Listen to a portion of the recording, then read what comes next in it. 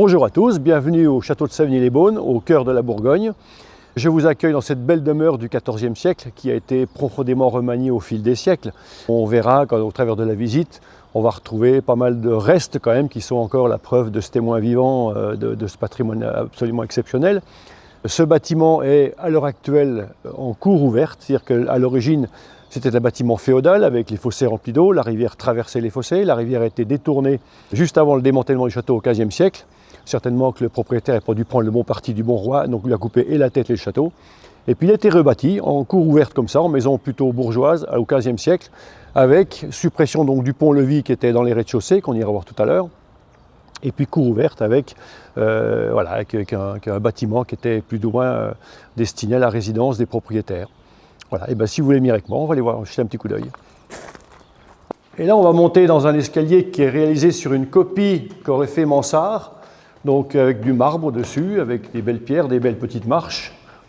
C'est un escalier qui est très confortable, très large, et qui sert à accéder entre autres au premier étage qu'on va aller visiter, qui est témoin de cette belle période Renaissance, avec, on va retrouver dans cette salle, qui était à l'origine entièrement couverte de cuir de Cordoue frappé à la main, que malheureusement un des derniers propriétaires a arraché et a revendu, et détruit ce qu'il ne peut pas vendre. Et puis on va retrouver dans les emplacements les 5 filles de Louis XI qui sont là, qu'on a pu racheter à un brocanteur. Et puis dans la pièce à côté, on trouvera le tableau de la duchesse du Maine qui a été assigné à résidence ici. Enfin, c'est une résidence quand même un peu de luxe, mais bon. Et puis dans le fond, on va retrouver la toile du comte de la Loyère qui a été propriétaire au XIXe siècle de ce château. Alors dans cette pièce-là, bien sûr, vous allez retrouver donc, ce fameux tableau de la duchesse du Maine. Et puis on retrouve quand même ce joli parquet style Versailles qui a été fait, je pense, au moment de la reconstruction du château au XVe siècle, qui est absolument d'origine, sur lequel les gens, pour les mariages, ont du plaisir à faire glisser un peu les chaussures.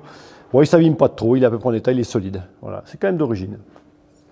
Alors nous avons eu l'occasion d'acheter ce château, mon père l'a acheté en 1979, suite au pillage en règle fait par M. Dale, qui était un Anglais un petit peu indélicat, qui en a profité pour absolument tout vendre, tout ce qu'il y avait dans le château, le mobilier, les statues en pierre dehors, enfin bref, tout est parti.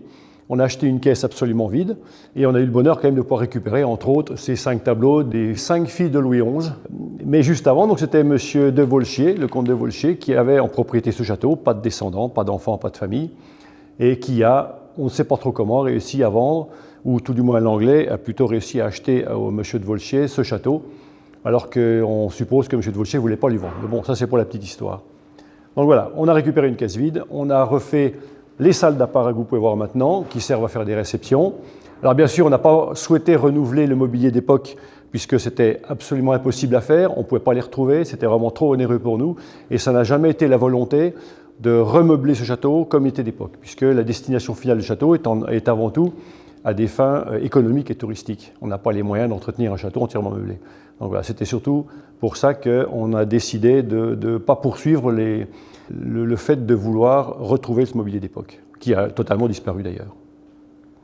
Et maintenant, on va aller voir une partie un peu plus insolite qui se trouve au 2e étage, qui se trouve, on pense que c'est l'ancienne salle où se réglait la justice.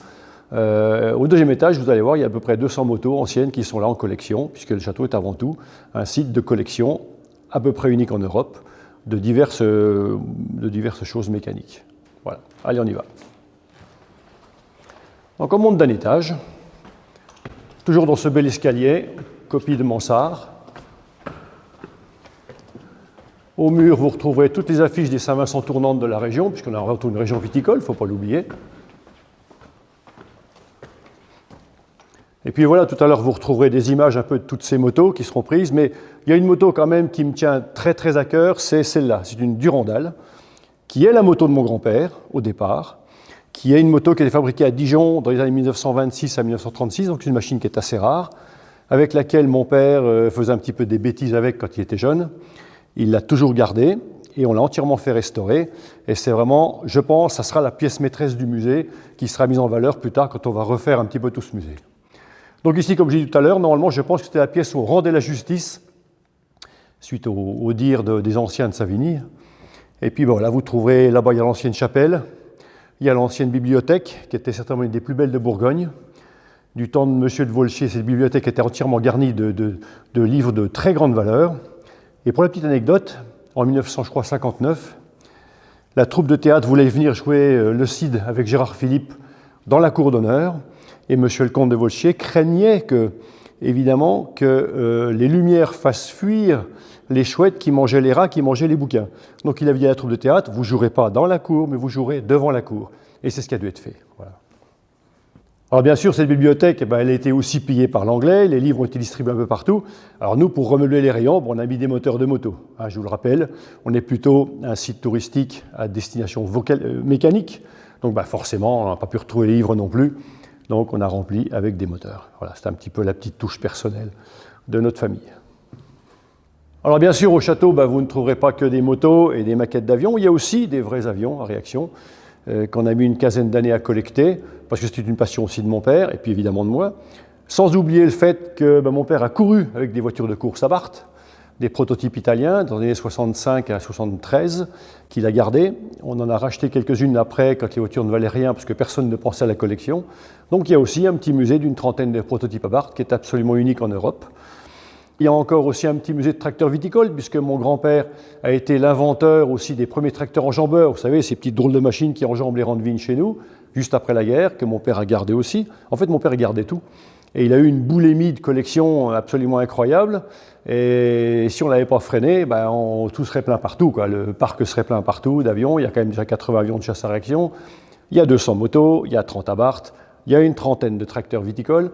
On a quelques camions de pompiers, le petit musée qui était fait en collaboration avec Jean-Claude Picot, qui était le constructeur des camions, des véhicules sanitaires et d'intervention de pompiers à Beaune.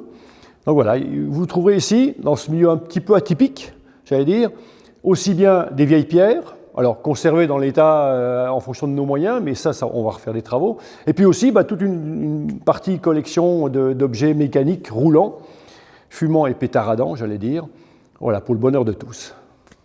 Alors bien sûr, tout ce site magique serait resté dans l'oubli si mon père n'avait pas eu la volonté de le racheter en 1979.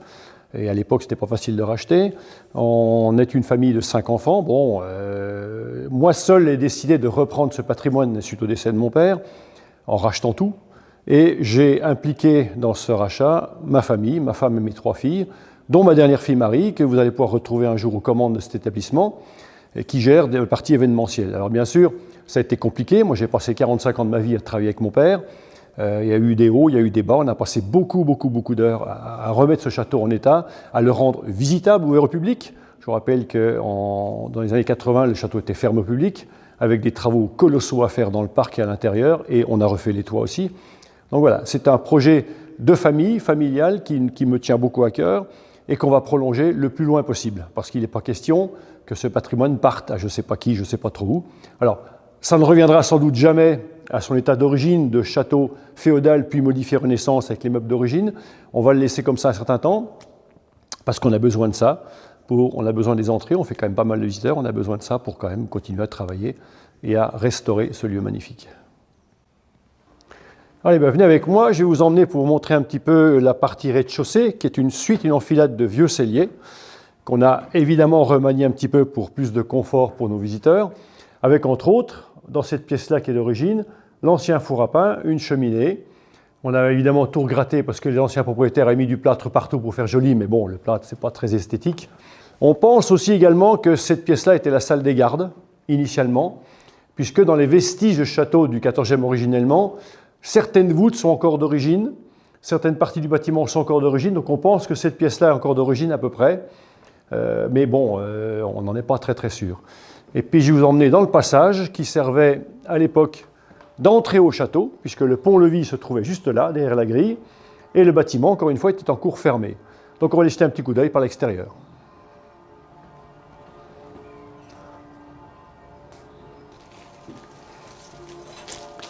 Voilà, cette grille, on a eu de la chance, puisque l'Anglais, ce fameux Anglais qui a pillé le château, avait l'intention de la vendre à un brocanteur ou à l'antiquaire de la région, et il est venu tout seul. Et quand il a vu le poids de la grille, il s'est dit non, je ne peux pas la prendre, il est obligé de la laisser. Donc là, je marche actuellement sur l'ancien pont-levis, qui n'existe plus malheureusement, et donc on est par-dessus les fossés qui servaient un petit peu à cerner ce bâtiment château fort d'origine.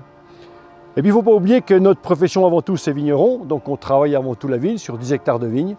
Donc voilà, on se retrouve aussi avec des vignes autour du château qui produisent un petit vin sympathique qui est le vin du Clos du Château.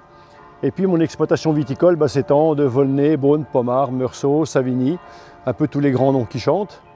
Et on en profite évidemment pour proposer à la vente et à la dégustation les vins de la production au petit château.